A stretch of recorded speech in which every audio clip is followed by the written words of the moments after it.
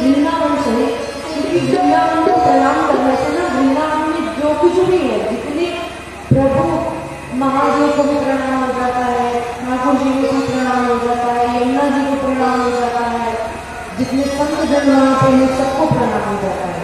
तो आइए हम उस वृंदावन से उस युगल जोड़ी को प्रणाम करें जिसका क्योंकि उनकी कथा में प्रवेश करने के लिए उनके गुरु का हम पहले गायन करके अपने मन को पवित्र करें।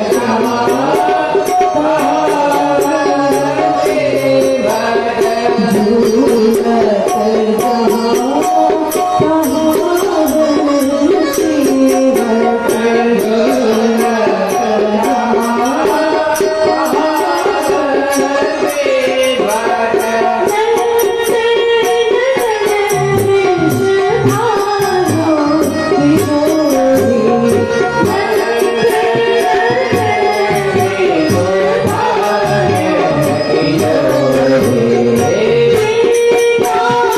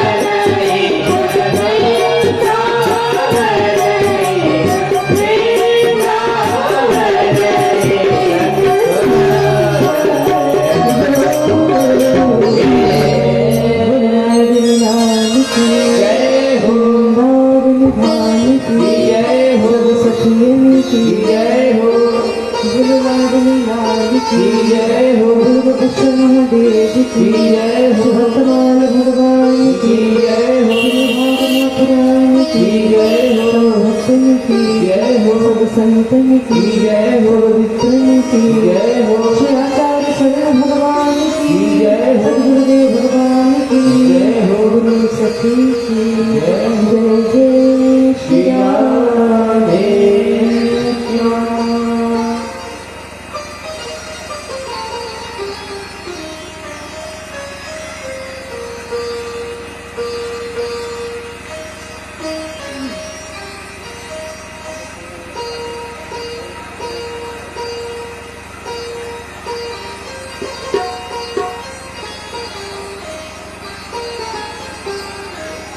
चित्कार सुंदर सर्वश्रेष्ठ श्री राधे गोविंद के श्री चरण कमलों का हम आज को लेकर के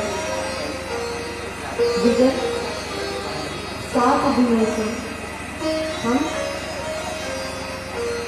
ठाकुर जी और उनके भक्तों के चरित्रों का श्रवण कर रहे हैं।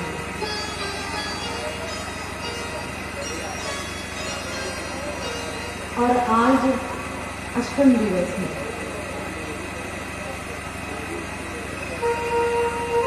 कल क्या हुआ था? महारास। तो वैसे महारास में तो हमारा प्रवेश नहीं हो सकता, परंतु आप सबका भाव देख करके ऐसा लगा ठाकुर जी भी कृपा करेंगे कि आपके साथ भी कभी न कभी रास है, आप रस में ही ना आते रहो। और बात रही आज की जो कथा है वो श्री जी से संबंधित है। हमारी श्री जी जो है वो एक प्रकार से श्री जी की जो चर्चा है वो एक प्रकार से शेरनी का दूध जैसे होता है वैसा है। कैसे? एक शेरनी का दूध जो होता है वो केवल स्वर्ण के ही पात्र में टिकता है और दूसरे पात्र में शेरनी का दूध नहीं टिकता। कोई और पात्र में यदि उसके दूध को लिया जाए तो वो पात्र ही फट जाएगा, केवल स्वर्ण के पात्र में टिकता है। ऐसे ही श्री जी की जो चर्चा है ना वो भी जिज्ञासा रूपी पात्र, जिज्ञासा रूपी बर्तन लेकर के यदि हम बैठेंगे तब जाकर के हम श्री जी की कथा को श्रवण कर सकेंगे, इसका स्मरण कर सकेंगे, इसे धारण कर सकेंगे। क्योंकि वही श्री जी है वो साधारण नहीं है। आजकल टीवी, सीरियल, गाना, इन सब में श्री जी को बहुत छोटा बताया गया है। श्री जी को बहुत एक प्रकार से हम बहुत लोग होते हैं श्री जी को एक हेय दृष्टि से देखते हैं कि अरे वो तो ऐसी थी,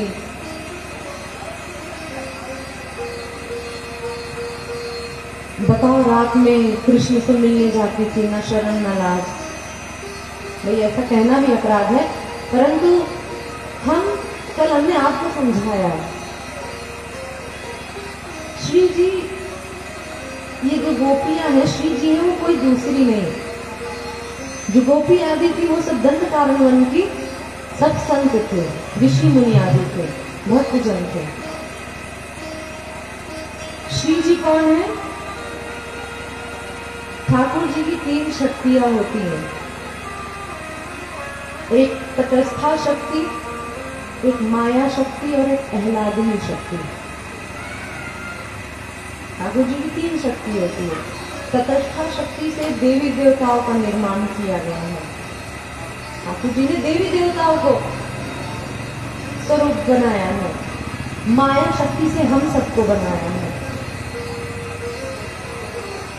और स्वयं ठाकुर जी की ही तीसरी शक्ति वो आह्लादिनी शक्ति है। वही आह्लादिनी शक्ति स्वयं श्री जी है, साक्षात हमारी श्री राधा रानी है। कभी श्री जी की चर्चा करते समय भी ना भय सा लगता है। क्यों? क्योंकि लोग ना उल्टा समझने लगते हैं। जैसे हमने कहा ना, लोग अर्थ का अनर्थ करना जानते हैं ज्यादातर। ऐसे श्री जी का जो भाव है वो साधारण नहीं है। श्री जी हमारे ठाकुर जी की आह्लादिनी शक्ति है।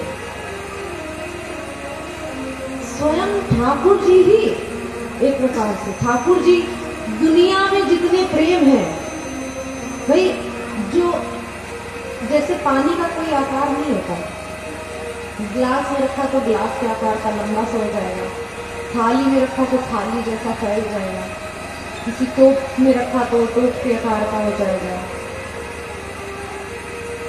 ऐसे ही है। लेकिन उस पानी को अगर आकार देना हो तो उसे फ्रिज में रखा जाता है। उसे फ्रीजर में रख दो, जब आप निकालोगे तो उसका भी एक आकार हो जाएगा, आप उसे हाथ में ले सकते हो। नहीं तो वैसे आप पानी को मुट्ठी में बांधो, क्या आएगा वो हाथ में? नहीं आएगा।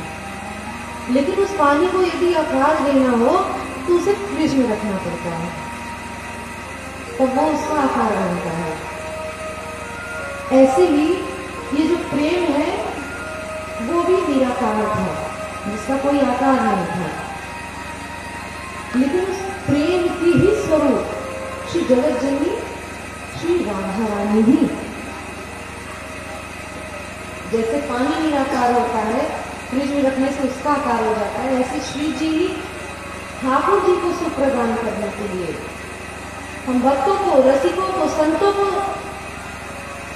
प्रसन्न करने के लिए, सुख देने के लिए हम पे कृपा करके उन्होंने वही प्रेम ने एक आकार धारण किया। वही साक्षात श्री राधा रानी है, ठाकुर जी की प्रहलादिनी शक्ति है। तो श्री जी साधारण नहीं है। वही श्री विठल विपुल देव जी कहते हैं, श्री जी कौन है, राधा कौन है, आराध्यति इति राधा। कहते हैं कि जो श्री कृष्ण की आराध्या है, श्री कृष्ण भी जिनका भजन करते हैं, वो है श्री राधा रानी।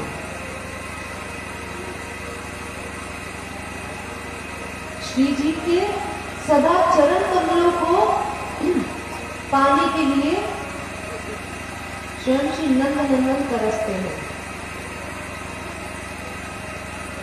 एक वृंदावन में एक पद बहुत प्रसिद्ध है, हमारे माई श्यामा जो को राज, हमारे माई श्यामा जो को राज। वृंदावन में कौन राजा है, श्री जी राजा। ठाकुर जी वृंदावन में जाओगे ना तो बाके बिहारी महाराज, बाके बिहारी लाल भगवान नहीं मिलेंगे, बाके बिहारी लाल मिलेंगे।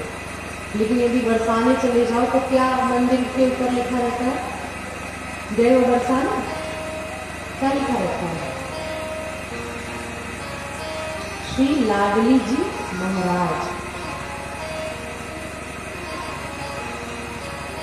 वृंदावन की एक ही रानी है, कौन, मानस श्री जी। वहां के राजा रानी मानस श्री जी है।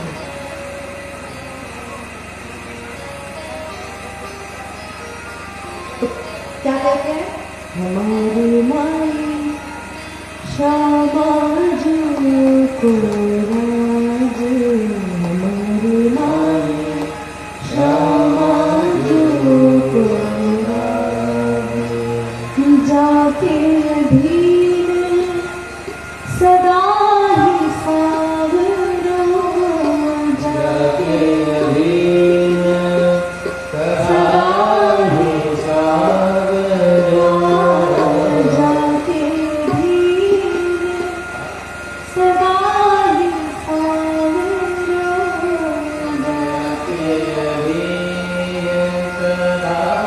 ही सावरो, याद जिको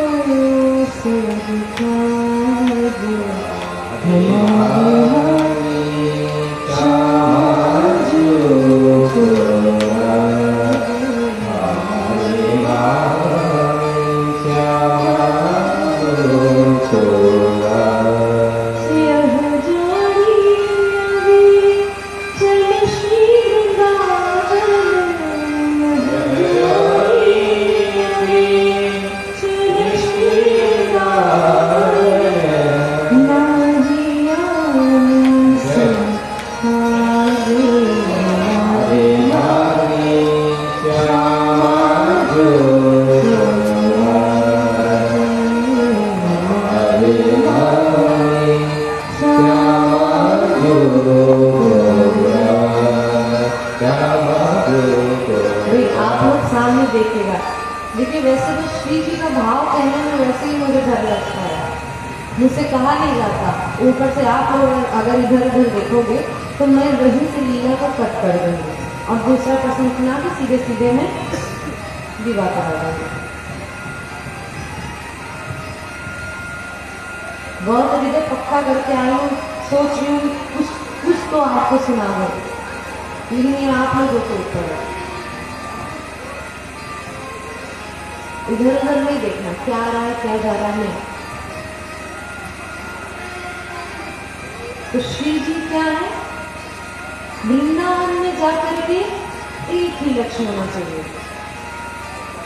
वृंदावन में ये नहीं कि वृंदावन में जाकर हमें फ्लैट बनाना है, वृंदावन जाकर के बढ़िया लस्सी पीना है, चाट गल्ले खाने हैं, टिकिया खाने हैं,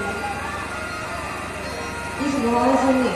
वृंदावन अभी किसी ने पूछा था ना आप वृंदावन गए थे कैसा लगा, बोले अरे वहां की लस्सी तो लाजवाब है, वहां की टिकिया लाजवाब है। मतलब वही तक अटके रह जाते हैं, वृंदावन का पेड़ा वही पे रह जाते हैं। कहते ये सब ना ठाकुर जी ने अपने सिक्योरिटी गार्ड लगा रखे हैं कि हम ज्यादा भीतर ना प्रवेश कर सके। मन भले तन प्रवेश, लेकिन मन प्रवेश नहीं कर पाता। हम भले घर आ जाते हैं, कोई पूछता है तो हमें सबसे पहले वृंदावन की लस्सी टिकिया ये सब याद आती है, पेड़ा याद आता है। ये सब क्या है, ठाकुर जी के सिक्योरिटी गार्ड। ज्यादा से ज्यादा बांके बिहारी जी तक पहुंच जाएंगे, लेकिन भाई बरसाने तो वही पहुंच सकता है जिसके ऊपर श्री जी की कृपा है। भाई यदि आपके हृदय में वृंदावन जाने का मन हो रहा है तो समझो कहीं ना कहीं ठाकुर जी ने आपको याद किया है, जाने का मन हो रहा है। ये सबका मन नहीं होता, बहुत लोगों को ख्वाहिश रहता है कन्याकुमारी घूमे आए, मनाली चले जाएं, स्विट्जरलैंड चले जाएं, विदेश चले जाएं, बहुत लोगों की इच्छा ये होती है। लेकिन यदि आपके हृदय में ये इच्छा हो रही है कि हम वृंदावन ठाकुर जी के दर्शन करने जाएं, तो समझो आपको ठाकुर जी ने याद किया है और आप अपने घर से निकल गए वृंदावन के लिए, तब भी समझो ठाकुर जी ने याद किया है। आप घर से निकल गए, ट्रेन में बैठ गए, फिर भी समझो ठाकुर जी ने याद किया है। लेकिन जैसे ही आपने वृंदावन भूमि पर जैसे ही चरण रखे, तब समझो कि श्री जी ने याद किया। क्योंकि भाई बिना श्री जी के ऑर्डर में ठाकुर जी कोई काम नहीं करते, क्योंकि उनकी आराधना है ना, उनकी आराधना है।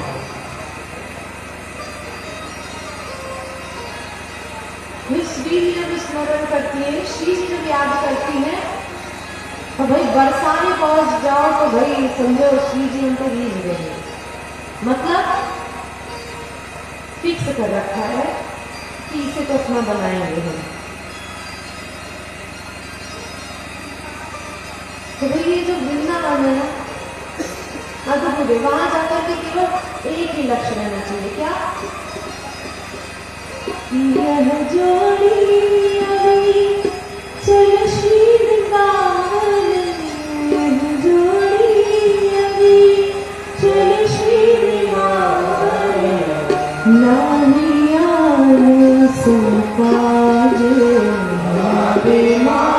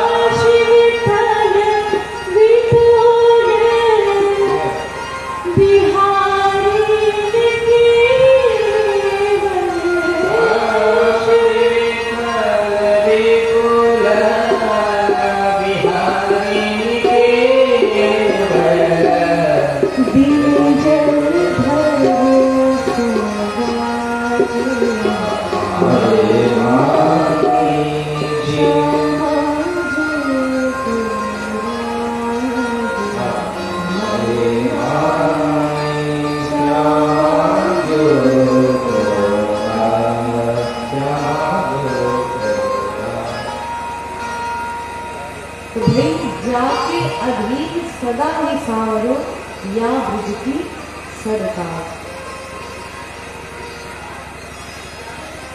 भाई हमारे जीवन में, हम सबके जीवन में एक पक्षपात होना चाहिए। मतलब कोई हमारी साइड लेने वाला हो, हमारे तरफ से पक्षपात करने वाला होना चाहिए। भले हम पापी हैं, भले हम काम क्रोध लोभ मोह से भरे हुए हैं, लेकिन फिर भी एक ये आशा रहती है कि हमारा कोई पक्ष लेने वाला हो। बस एक बार आज श्री जी के चरणों का आश्रय ले, बस उनको अपना पक्षपाती बना दो। वही जैसे माँ को पता रहता है कि मेरा बच्चा पड़ोसिनी के बच्चे से लड़ के आया है, गलती इसकी है, और मार खा करके आया है, गलती इसकी है, लेकिन फिर भी उसकी माँ लड़ने के लिए पहुंच जाती है कि तुम्हारे बेटे ने तो गलती की, उसको नहीं देखा, बस मेरे बेटे की गलती देख रही है। मतलब उसको पता है कि मेरे बेटे ने भी गलती की है, लेकिन माँ जबरदस्ती पक्षपात करती है। ऐसे ही हमारे जीवन में भी एक पक्षपाती होना चाहिए। तो ठाकुर जी का भरोसा मत करना। देखिए ठाकुर जी जो है ना, यदि हम जाएंगे, अगर आप कथा सुन रहे हो, पहले ठाकुर जी कहेंगे पहले इसका वो बही खाता लाओ, इसका रजिस्टर वगैरह लाओ, भाई ये कैसा है, इसमें कितनी कथा सुनी है, इसके हृदय में कितने विकार हैं, इसमें कितने पाप किए हैं, पुण्य किए हैं, ये सब ठाकुर जी देखते हैं। लेकिन यदि हम श्री जी के शरणागत हो गए हैं, तो जैसे ही ठाकुर जी हम लोगों की वाली बही खाता की डायरी उठाएंगे, तो श्री जी छीन करके से फाड़ के फेंक देती है। क्यों? कहते नहीं, तो इसके जीवा पे हम युगल का नाम है, आपका और मेरा नाम है, तो इसका बही खाता नहीं देखना है। बस मैंने इसको अपना लिया, ये मेरा है, मैं इसकी बड़ी खाता नहीं देखूंगी कि इसके कितने पाप हैं, ये कितना विकार से भरा हुआ है, इसने पिछले जन्म में कितने पाप किए हैं। तो श्री जी सब फाड़ करके फेंक देती है, कहती अब ये मेरी शरण में है, ये मेरे नाम को लेता है, तो अब ना तो इसका पिछला वाला खाता रहेगा, जो पिछले जन्म में इसने पाप आदि किए, ना तो उसका बही खाता रहेगा, ना तो वो जो कर रहा है उसका रहेगा, और ना तो जो आगे करेगा, ना तो उसका ही नोट किया जाएगा। श्री जी माने इतनी करुणामयी है, बहुत करुणामयी। कितनी करुणामयी है भाई, वर्णन तो नहीं किया जा सकता, लेकिन फिर भी श्री जी हमारी करुणा की समुद्र है। भाई ठाकुर, वैसे तो कहा जाता है कि ठाकुर जी हमारे करुणा के सिंधु है, सागर है, लेकिन हमारी श्री जी करुणा की महासागर है।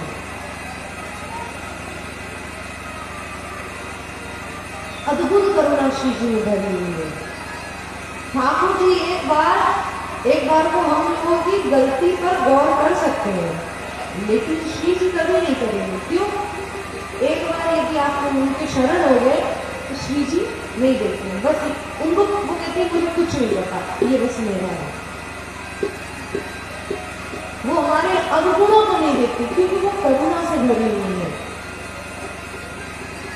बस वो सोचती है कि ये बेचारा भी नहीं, क्या 84 लाख योनियों को ठोकर खाएगा,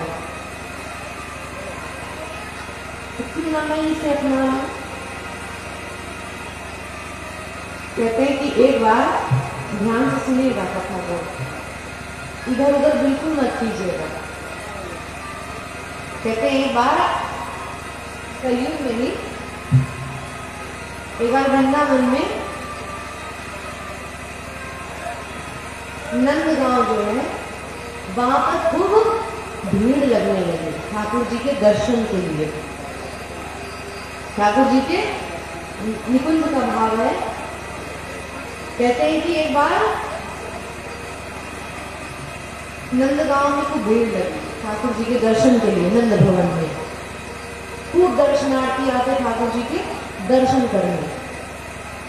ठाकुर जी बोले कि ये सवेरे दिन भर दर्शन करने आए, ना तो हम गैया चरा पावे, ना तो हम सखाओं के साथ खेल पावे, ना कछु कर पावे, दिन भर इन्हीं की लाइन लगी रहे, ना कोई पात्र ना पात्र, जो आए मुँह उठाए चले आए।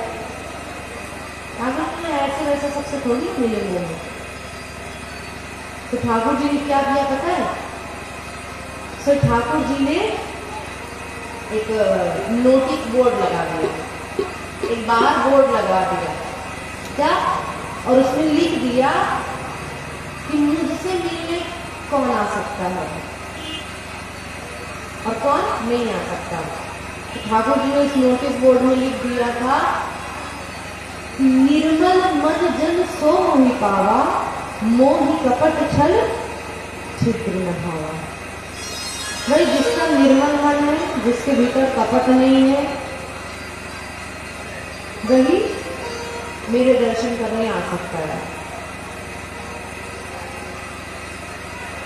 कहते हैं कि भाई अब जैसे ही ठाकुर जी ने लगा दिया बोर्ड, तो ये जो भीड़ बहुत रहती थी अब वो धीरे धीरे कम होने लगी। क्योंकि कईयों को लगता था कि भाई हम कितना पाप करते हैं, हमारे मुंह पे कपट भी है, हम पड़ोसी से जलते हैं, हमने कितने पाप किए हैं, ऐसा ऐसा किया है, तो भाई हम भीतर जाने के योग्य नहीं है। क्योंकि ठाकुर जी ने नोटिस बोर्ड लगा रखा है। तो दर्शनार्थी कम होने लगे। एक दिन श्री जी की नजर गई। मुझे आजकल देखने में लगे नंदगांव में जो ये श्याम सुंदर के दर्शनार्थी आते थे, वो भीड़ बड़ी कम होने लगी है। अपनी सखियों से कहा, अरे ललिता जाकर के पता करके आ गए, क्यों इतने दर्शनार्थी कम हो गए? तो सोई ललिता भागी भागी गई। जैसे ही देखा तो पड़ा, निर्मल मन जन सो मोहि पावा, मोहि कपट छल छिद्र न भावा। तो ललिता आई दौड़ी दौड़ी, बोली श्री जी श्याम सुंदर ने बोर्ड लगा रखा है जिसमें लिखा है निर्मल मन जन सो मोहि पावा, मोहि कपट छल छिद्र न भावा। जिसके हृदय में कपट है, जो पापी है, जो विकार से भरा हुआ है, वो मेरे दर्शन करने नहीं आ सकता। इसलिए अब उनके दर्शनार्थी की संख्या कम हो गई है। श्री जी बोली, अच्छा तो ये बात है। भाई जो शुद्ध है वो तो शुद्ध ही है। भाई जरूरत तो पापियों को है ना कि ठाकुर जी के दर्शन करके पवित्र हो, लेकिन श्याम सुंदर ने उन्हीं को दर्शन करने से मना कर दिया है। कहते श्री जी ना ठाकुर जी से रूठ गई। श्री जी ठाकुर जी से रूठ गई और जैसे ही रूठ गई तो श्याम सुंदर के पास नहीं जाते। अब ठाकुर जी इंतजार करते कि श्री जी आए, लेकिन श्री जी तो आ ही नहीं रही थी। ठाकुर जी बोले, आज श्री जी नहीं आई हमसे मिलने, क्या बात है? 1 दिन हो गया, 2 दिन हो गया, 3 दिन हो गया। अब तो ठाकुर जी बोले, लगता है कोई बड़ी बात है, लगता है मान कर बैठी है, गुस्सा हो गई है उनसे।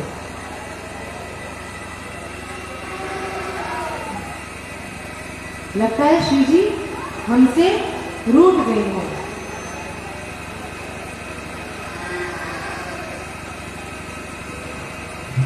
तो ठाकुर जी गए दौड़े दौड़े कहाँ? बरसाना।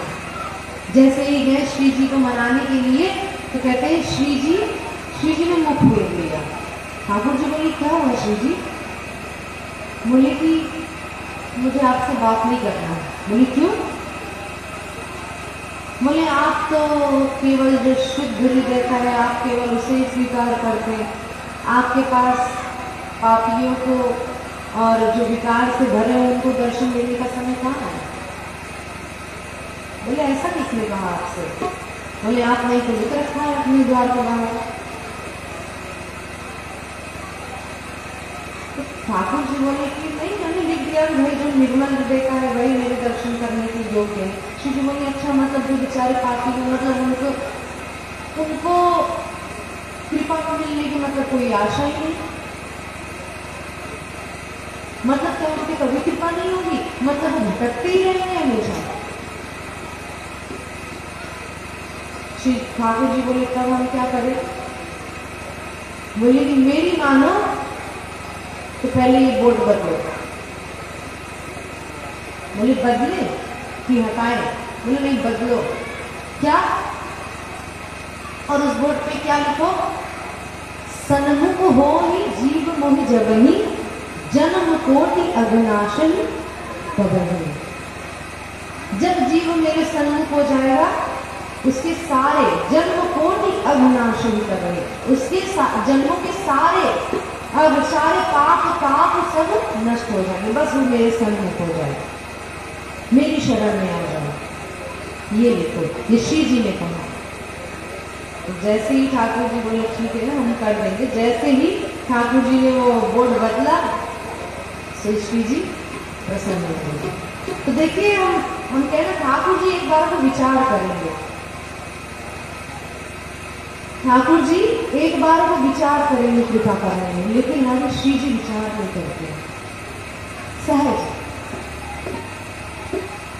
सहज स्वभाव पर नवले किशोरी जुको, सहज स्वभाव पर नवले किशोरी जो, मृदुता दयालुता कृपालुता की राशि है। मृदुता दयालुता कृपालुता की राशि है। निकहु नरि से कहूं, भूलहु न होते सखी। निकहु नरि से कहूं, भूलहु न होते सखी। रहकर प्रसन्न सदा ही मुख हासी है। रहकर प्रसन्न सदा ही मुख हासी है। कैसी है श्री? देखिए ये रसिक जनों का पद है। आज तक मैंने इस पद को यहाँ पर मैंने कई सारे ऐसे पद गाए जो मैंने कहीं नहीं गाए थे, सहज ही निकल रहे हैं भीतर से। मानो महादेव सुनना चाह रहे हैं, हमारी माता रानी सुनना चाह रही है, हमारे हनुमान जी महाराज सुनना चाह रहे हैं। क्यों भाई ये तीनों है कौन? माता रानी कौन है? वैष्णवी है। तो ये भक्त को वैष्णव कहा जाता है ना, कैसे हमारी माता रानी कौन है? वैष्णवी है। भाई देखिए एक बात तो कहूँ, मुझमें माता रानी की बड़ी कृपा है। ये कृपा तो सबकी है, लेकिन माता रानी की मुझे तो ये पक्का है मुझसे खुश रहती है। मुझे और कभी कथा मिली ना मिले, नवरात्र में तो मिलती, और वो भी ये सौभाग्य की भक्तमान की ही कथा, भक्त चरित्रों की ही कथा मिलती है। और यदि कोई और चर्चा कहने को कह दे और कुछ कहने को, तो सहज ही मेरे मुंह से भक्त चरित्र ही निकलता है। कई बार ऐसा हुआ, कई नवरात्रि में ऐसा हुआ कि प्रसंग तो और कुछ रखा गया, प्रसंग तो और कुछ रखा गया कि थोड़ी देवी जी की चर्चा कर दो देवी भागवत में से। तो मैं सब कुछ अध्ययन करके गई, लेकिन वहां जैसे ही व्यासपीठ पे बैठी तो मेरे मुख से बार बार भक्त चरित्र ही निकले। फिर लौट करके आऊं देवी भागवत में, लेकिन फिर से भक्त चरित्र कहीं ना कहीं आ जाए। ऐसा हुआ कि नहीं हो पाया, भक्त चरित्र ही हुआ। तो कहीं ना कहीं ये लगता है कि मेरा भाव नहीं है, उन्हीं का भाव है। स्वयं माता रानी मुझसे भक्तों का चरित्र सुनना चाहती है। फिर भाई माता रानी भी सोचती है कि भाई दुनिया में तो नवरात्रि में तो माता रानी के दिन सारे संसार गाते हैं। भाई मैंने उस दिन भी कहा था कि किसी माता पिता के सामने जाकर के उनकी बड़ाई करो, तो भाई बड़ाई करने से किसको खुशी नहीं मिलती, खुशी सबको मिलती है। लेकिन माता पिता के समक्ष जा करके उनके बच्चों की बड़ाई करो, अरे आपके क्या संस्कार है, आपके बच्चे तो ऐसे हैं, इतने अच्छे हैं कि क्या कहा जाए। तो भाई जब बच्चों की बड़ाई की जाती है तो माता पिता का सीना गर्व से ऊंचा हो जाता है, मतलब वो दुगनी प्रसन्नता होती है। ऐसे भाई माता रानी के समक्ष तो भाई उनका गुणगान तो दुनिया गा रही है, लेकिन माता रानी उनका भगवान सुनने में तो भाई सबको अच्छा लगेगा, लेकिन उनको जो प्रिय है उनका गुणगान करो ना तो दुगना प्रसन्न होती है। इसलिए भाई विपरीत भक्ति ना हमेशा विपरीत होनी चाहिए। कैसे? जैसे आप लोगों को पता होगा, ठाकुर जी के समक्ष जाओ तो श्री राधा श्री राधा श्री राधा बोलो। श्री जी का नाम उनको प्रिय है, उनके समक्ष जाकर के श्री जी का नाम लो, ठाकुर जी बहुत प्रसन्न होते हैं। श्री जी के समक्ष जाओ तो ठाकुर जी का नाम लो, उससे श्री जी प्रसन्न होते हैं, उससे श्री जी को प्रसन्नता मिलती है, बहुत आनंदित होती है। क्यों? क्योंकि वो उनसे प्रेम करते हैं, अपने प्रिय का नाम सुनना चाहते हैं। माता रानी के समक्ष जाओ, दुनिया जय माता दी बोलती है, उनके समक्ष जाओ, उनके प्रिय कौन है? महादेव, उनके प्रिय भक्त जन है, उनके प्रिय ठाकुर जी हैं। उनके समक्ष जाकर के जय माता दी की बोलो, ये एक बार जाकर के हर हर महादेव, महादेव का नाम लो, ठाकुर जी का नाम लो। भाई मैंने उस दिन भी बताया ना भाई, आप माता रानी की भक्ति करो चाहे महादेव की भक्ति करो, ये कौन है? हमारे माता पिता है। भाई हर माता पिता चाहते हैं कि हमारे संतान सही ठिकाना पे पहुंचे। तो ऐसे ही भाई यदि आप उनकी भक्ति कर रहे हैं तो उनकी भक्ति का फल है कि श्री जी और ठाकुर जी के चरण में मिल जाते हैं। क्यों? क्योंकि वो हमारे माता पिता है। जैसे माता पिता अपनी पुत्री को, अपने पुत्र को सही घरों में ब्याहते हैं ना, ऐसे ये भी चुनते हैं कि हमारे प्रिया प्रीतम हमारे ठाकुर जी श्री जी हैं, हम लोगों को ले जाकर के उनके चरणों में सौंप देते हैं, ये तुम्हारा सही ठिकाना है। वृंदावन में गोपियों ने माता कात्यायनी का भजन किया तो उन्होंने कहाँ ले जाकर के छोड़ा? ठाकुर जी के पास। महादेव को भी भाई कितने सारे भजनानंदी हुए, वो भी ले जाकर कहाँ छोड़े? ठाकुर जी के पास, श्री जी के पास।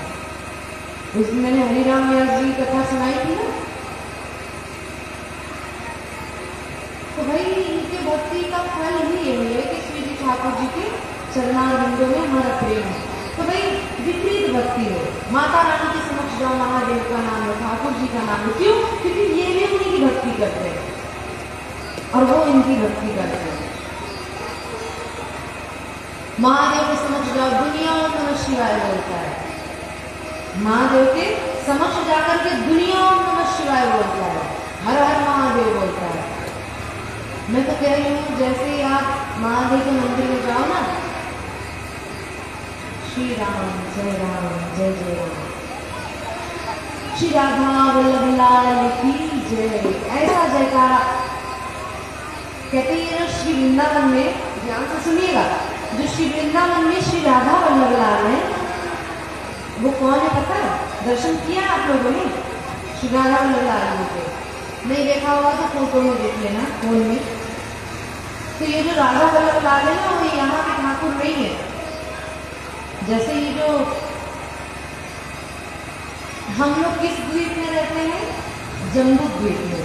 भाई वैसे स्कूलों में तो 7 द्वीप पढ़ाए गए हैं, वो वाला द्वीप नहीं, 7 द्वीप अलग होते हैं। इस जम्बू द्वीप में खारा समुद्र का जल मिलता है। यहाँ पे कैसा समुद्र देखो तो कैसा रहता है? नमकीन समुद्र। ऐसे ही एक होता है श्वेत द्वीप होता है, उसमें जहाँ पे क्षीर सागर, क्षीर माने दूध, वहाँ पे दूध का समुद्र मिलता है। ऐसे ही और द्वीप है, कहीं वहाँ पे गन्ने का समुद्र मिलता है, कहीं पे मदिरा का समुद्र मिलता है। ऐसे 7 द्वीप हैं जहाँ पे अलग अलग किस्म के सागर रहते हैं, तो 7 द्वीप रहते हैं। तो ऐसे ही ये जो श्री राधा वल्लभ लाल श्री वृंदावन में विराजमान है, तो वो जो ठाकुर है ना, वो इस द्वीप के नहीं है, वो इस द्वीप के ठाकुर जी नहीं है। फिर कहाँ के? वो ठाकुर जी श्वेत द्वीप के हैं। और किसके ठाकुर है पता है? हमारे महादेव के ठाकुर। ध्यान से सुनिएगा, जैसे हम लोगों के घर में विराजमान ठाकुर जी रहते हैं, लड्डू गोपाल हम लोगों के सेविक ठाकुर, जिनकी सेवा हम नित्य प्रति करते हैं, जिनकी सेवा हम नित्य प्रति करते हैं, जैसे हमारे ठाकुर, ऐसे श्री राधा वल्लभ महादेव के ठाकुर है, माता रानी के ठाकुर है। कहते हैं श्वेत द्वीप में देवाधिदेव महादेव, माँ जगदम्बा परिवार सहित सब लोग मिलकर के श्री राधा वल्लभ लाल की सेवा करते हैं। ये श्वेत द्वीप के ठाकुर है। तो वो कैसे आए यहाँ से? इसकी लंबी कथा है कि वो श्वेत द्वीप से यहाँ कैसे आए। कहते हैं कि एक आत्मदेव नाम का ब्राह्मण था, वो वाला आत्मदेव नहीं जो भागवत जी में है, ये दूसरे आत्मदेव है। कहते हैं कि उन्होंने तपस्या की, किसकी? महादेव की। महादेव की तपस्या की, महादेव प्रकट हुए। तो ये जो आत्मदेव जो थे वो थोड़े लोभी किस्म के थे। तो उनके मन में ये आया कि हम महादेव से ऐसा कुछ मांगे कि हमारी जितनी पीढ़ी है सब बैठ करके खाए, उन्हें कमाना धमाना ना पड़े, वो बैठ करके हमारे साथ ही खुद बैठ करके जितनी पीढ़ी आएगी इतना हमको महादेव दे दे कि सब बैठे बैठे खाए, कोई काम ना करना पड़े। तो महादेव जैसे ही प्रकट हुए तो महादेव ने क्या कहा? वर मांगने को, वर मांगो। तो उस आत्मदेव ने कहा कि भगवान आप मुझे अपने हृदय का, मतलब जो रत्न आपको सबसे प्रिय है, जो आपके हृदय में जो रत्न रहता है, मतलब रत्न माने उन्होंने सोचा कि जो धन इनको, जो मणि, जो रत्न इनको सबसे प्रिय है, जो इनके हृदय को बहुत भाता है, यदि वो रत्न हमको दे देंगे तो हम जीवन में बैठ करके हम हमारे सारे पीढ़ी बैठ करके खाएंगे। तो आत्मदेव ने कहा कि जो आपके हृदय का रत्न है वो आप हमें दे दीजिए। तो महादेव ने कहा नहीं, वो हम नहीं दे सकते। बोले क्यों? बोले नहीं, एक बार के तुम मेरे प्राण मांग लो, लेकिन हम अपने हृदय का रत्न तुमको नहीं देंगे। उसने सोचा लगता है कोई जरूर महंगी वस्तु होगी, लगता है बहुत कीमती होगी, इसलिए महादेव देने से मुकर रहे हैं। यहाँ तक कि महादेव ये भी कह रहे हैं कि मेरे प्राण मांगना चलेगा, लेकिन मेरे हृदय का रत्न मत मांगो। उसने कहा कि आत्मदेव ने कहा नहीं, हमको तो वही चाहिए, आपके हृदय का रत्न ही चाहिए, दूसरा कुछ नहीं चाहिए। देना हो तो दीजिए, नहीं तो हम लौट रहे। और सारी दुनिया जान जाएगी कि भाई आपकी किसी ने तपस्या की तो आपने बिना वर दिए उसे लौटा दिया। तो महादेव बोले भाई ऐसा तो नहीं हो सकता, वर को हमें देना पड़ेगा। तो उन्होंने कहा वर दीजिए, मैंने जो मांगा आप मुझे दीजिए। कहते महादेव ने रोते रोते हामी कारी करी, ठीक है। अब महादेव को उधर होते देख रहे हैं, वो आत्मदेव उसके अंदर तो उत्साह हो रहा है कि अब मिलेगा मुझे वो रत्न। कहते कि महादेव अंतर ध्यान में एक क्षण बाद फिर आए तो क्या देखा? एक वस्त्र में लपेटे गए, कौन था?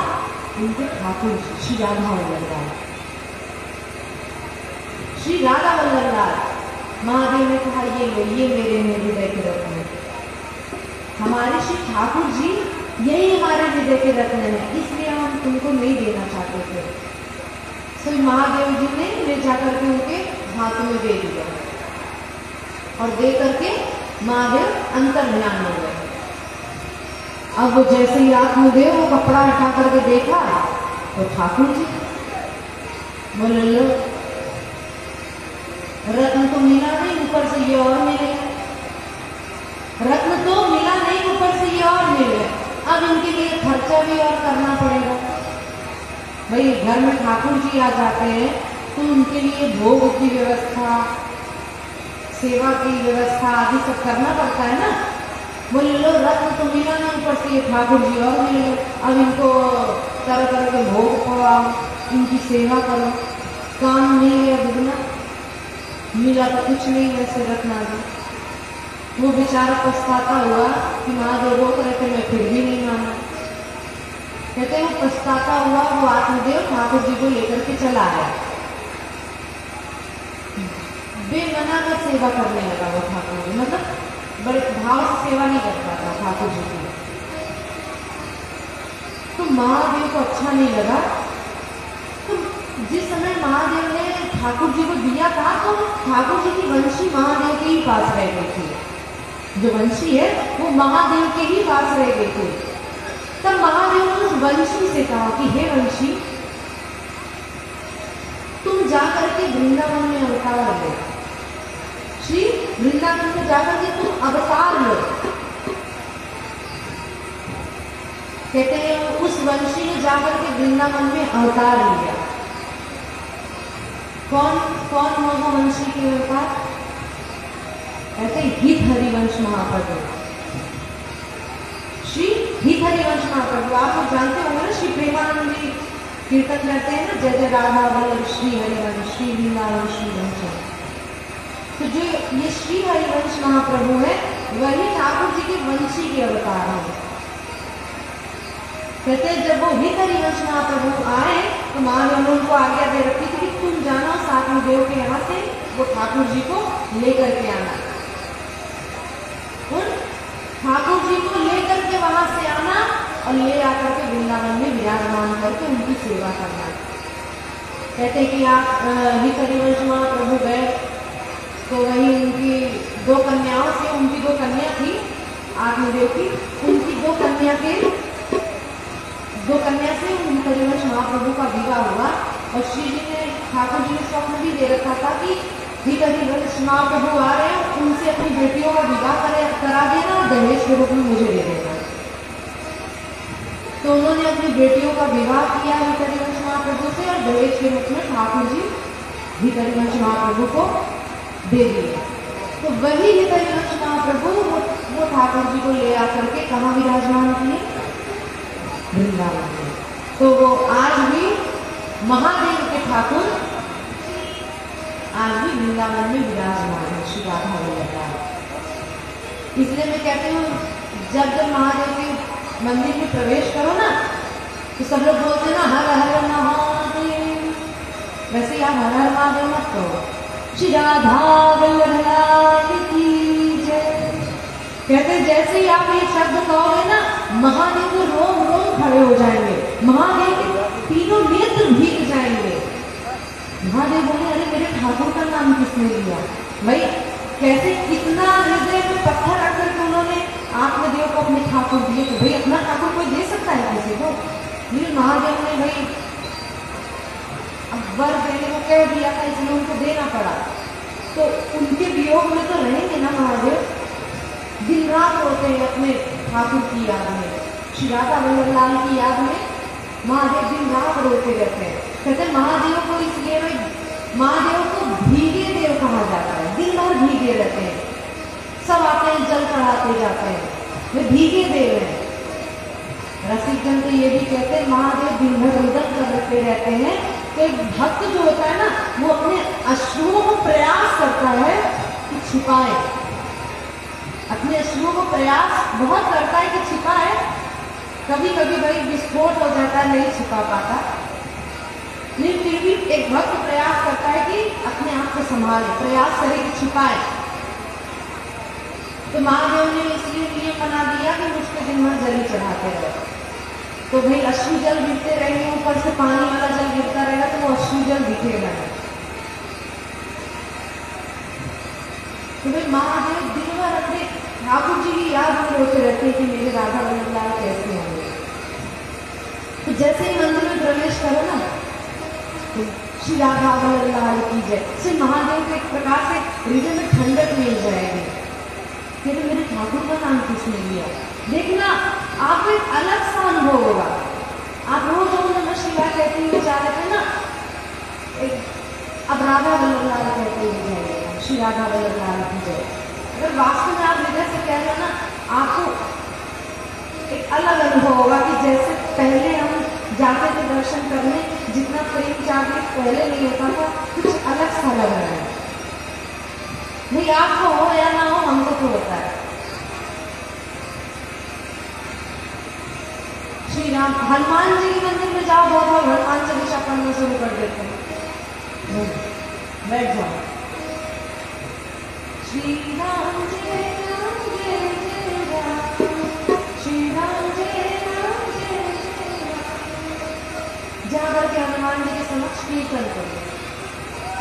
तो हनुमान जी के समक्ष वो भाई कौन है? राम भक्त है, उनको अपने गुण सुनना पसंद नहीं। उनके समक्ष जाकर के श्री जानकी वल्लभ उनका नाम लो, अत्यंत प्रसन्न। प्रभु चरित्र सुनवे को रसिया, वो अपने चरित्र सुनवे के रसिया नहीं है, प्रभु चरित्र सुनवे को रसिया, प्रभु के चरित्र सुनने के वो रसिया। तो भाई हनुमान जी के समक्ष जाओ, हनुमान चालीसा पढ़ो तो किसके समक्ष? राम जी के समक्ष। राम जी के समक्ष जाओ तो हनुमान जी की लीला करो, हनुमान जी के गुण गाओ। माँ जी के समक्ष जाओ, राधा वल्लभ लाल को श्री राम जय राम जय जय राम। राम जी का भाई, राम जी की भक्ति में तो डूबे ही रहते हैं महादेव। भाई उनके समक्ष जाकर के शिव चालीसा आदि ना पढ़ करके, उनके समक्ष जा करके, महादेव के समक्ष जा करके आप श्री रामचरितमानस का पाठ खोल लीजिए, पढ़ो रामचरितमानस के चौपाई दोहा छंदा, सुना महादेव को। मैं आपको 100% कह रही हूँ, 99 भी नहीं, अरे 200% बोल रही हूँ, 1000 बोल रही हूँ।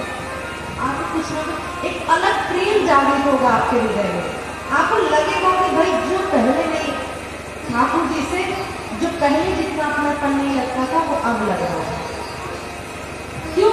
क्योंकि वो प्रसन्न होंगे ना, तो आपको खुद ही अनुभव होगा। भाई आप हमें देख रहे हो तो ये हमें दिख रहा है ना कि आप हमें देख रहे हो।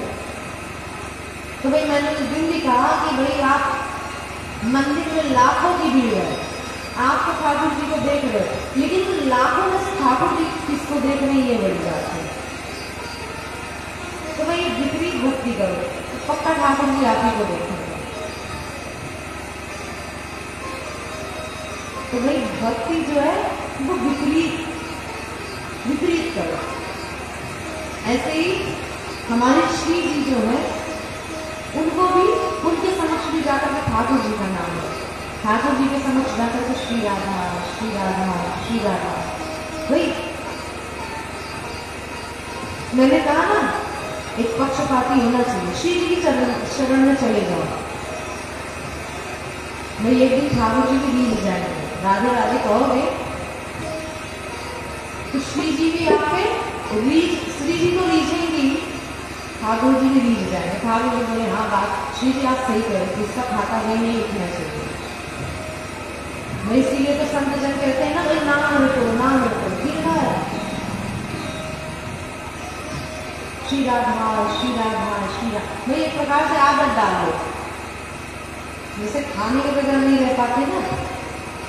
नहीं खाना पीना तो वैसे भी सुबह शाम होता है, उसका उदाहरण है।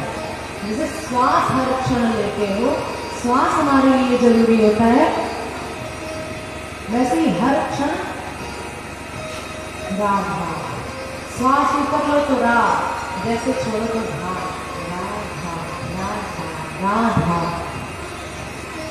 श्वास श्वास में हरि भजो, व्यथा श्वास मत खोए। क्यों? कि ना जाने इस श्वास की आमद होए न होए, कि खबर नहीं कि श्वास कब चलेगा। इसलिए भाई आदत डालो श्री राधा श्री राधा। एक दिन तो ठाकुर जी आ जाएंगे, चल कितना श्री जी को पुकार रहा है, चल तुझे ले चलो श्री जी के शरण में।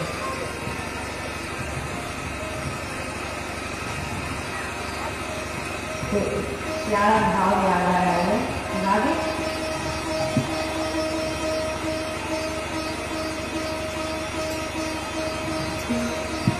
किस चीज की आदत डालनी है उनको?